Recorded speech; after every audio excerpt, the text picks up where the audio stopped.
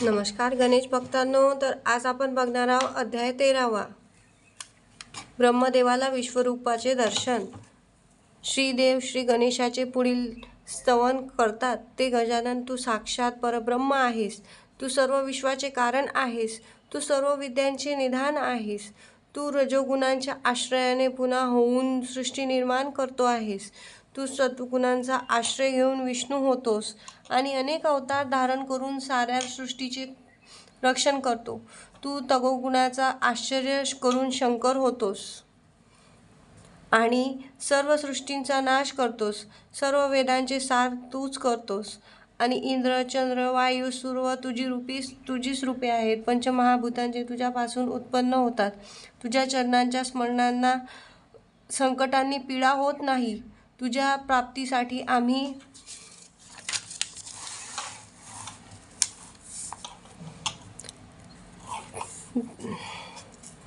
आम्ही देवांनी पुष्कळ भ्रमंती केली, परंतु अखेर तुझ्या कृपेने आम्हाला आता तुझे दर्शन होत आहे.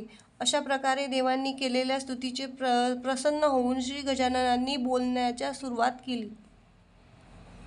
ते त्रिमूर्तींना म्हणाले, ज्या केवळ दर्शनासाठी तुम्ही इतके परिश्रम व कष्ट सोसले, तो मी आता तुमच्या समोर उभा आहे. तुम्ही केलेल्या स्तुतीने मी आशय प्रसन्न झालो. तरी आम्ही वर मागून घ्या. आता आपण जे स्तोत्र गायले त्या स्तोत्राचा पाठ प्रातःकाळी व सायंकाळी भक्तिभावाने जो कोणी करील त्याची सर्व पातके नष्ट होतील व विपुल प्रमाणात संपत्ती लाभेल व शेवटी मोक्षाचा अधिकारी होईल.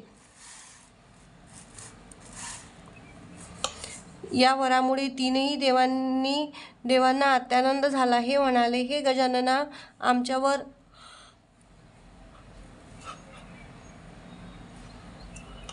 जर आपण प्रसन्न झाला असाल तर आपले विस्मरण आम्हाला कधीही होऊ नये असा वर द्या. त्याप्रमाणे आम्ही निर्माण झाल्यानंतर पुढे काय करायचे आहे, विस्मरण झालं असल्यामुळे आम्ही काय कार्य करावे याचीही आम्हाला आज्ञा द्या. हे ऐकून श्री गजानन म्हणाले, ठीक आहे. माझ्याविषयी तुमच्या ठिकाणी असलेली भक्ती दृढ होईल. तुमच्या गुणाप्रमाणे मी तुम्हाला तुमची कार्ये नेमून देतो. ब्रह्मदेव, सृष्टी निर्माण कर. विष्णूने तुझे संरक्षण कर आणि शंकराने पुनर्रचना करून सृष्टीचा नाश करावा, अशी आज्ञा देऊन श्री गजाननाने तिघांना संपूर्ण वेद, शास्त्रे, पुराणे याचा उपदेश केला व त्याच्या कर्तव्याने सामर्थ्याने ठिकठिकाणी निर्माण केले. मग श्री गजाननाला ब्रह्मदेव विनम्रपणे म्हणाले, हे देवादिदेवा, सृष्टीच्या निर्मितीची आपण आज्ञा मला केली खरी, परंतु सृष्टीची कशी निर्माण करावी हे मला आजवर समजत नाही, म्हणून मला हे समजावून सांगा. मग गजानन म्हणाले, माझ्या देहात सर्व ब्रह्मांडाचे वास्तव्य आहे. तू एकदा पाहिलेस तू मला सर्व समजून येईल. असे बोलून श्री गजाननाने ब्रह्मदेवाला आपल्या श्वासमार्गाने आपल्या हृदयाला नेले. औदुंबराच्या फळाप्रमाणे अनेक ब्रह्मांडे गणेश पुराण देहात असलेल्या दृष्टीला पडली. स्वतःच्या आचट सामर्थ्याने त्यातील एक अंडे फोडून श्री गजाननाने ब्रह्मदेवाला दाखवले. त्या अंड्यात सर्व सृष्टी ब्रह्मदेवाला दिसून आली. त्या उदरातील ब्रह्मांडाने दुसरा ब्रह्मदेव, विष्णू, रुद्र, इंद्र इत्यादी अनेक देव, पृथ्वी, अरण्ये, नद्या, समुद्र, यक्ष, गंधर्व, किन्नर, राक्षस, मनुष्य, पशु, मत्स्य,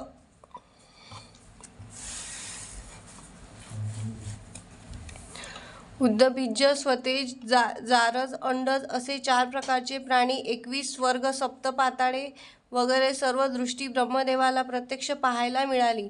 हा अद्भुत चमत्कार पाहून ब्रह्मदेवाने दुसऱ्या अंड्यात काय आहे ते पाहिले. तो त्यातही अंड्यात पहिलाच प्रकार आढळला. असे तऱ्हेने अनंत ब्रह्मांडाची रचना पाहून ब्रह्मदेवाची अक्कल गुंग होऊन गेली.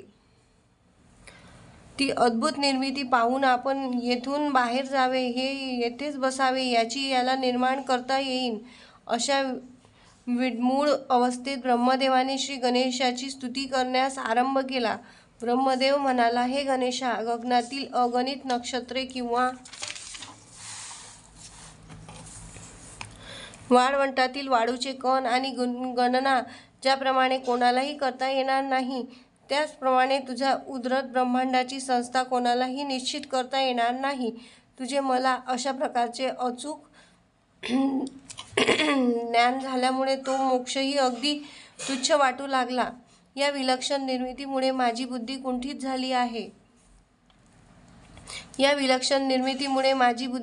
झाली आहे. आता मी येथेच राहावे किंवा बाहेर जावे हे सर्वस्वी माझा स्वाधीन आहे.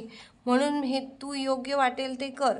ब्रह्मदेवाची अशी विस्मय स्थिती ओळखून गणेशाने त्याला आपल्या उदर बाहेर काढले. त्यानंतर विष्णू व शंकर त्यांनाही कर्णमार्गाने आपल्या शरीरात नेऊन त्यांना विश्वरूपाचे दर्शन घडविले.